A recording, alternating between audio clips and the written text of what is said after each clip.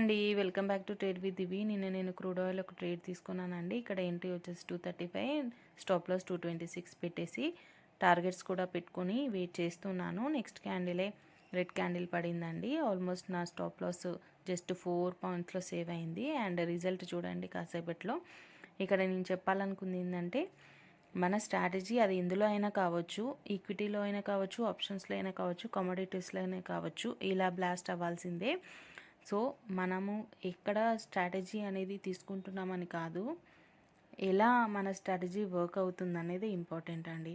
ఇక్కడ నేను almost 305.50 last target పెట్టుకున్నాను. ఈవెన్ ఆ టార్గెట్ ఇవ్వడమే కాకుండా నెక్స్ట్ ఇంకా 10-15 పాయింట్స్ మూవ్ అయ్యి మార్కెట్ లాస్ట్కి రివర్స్ అయిందండి.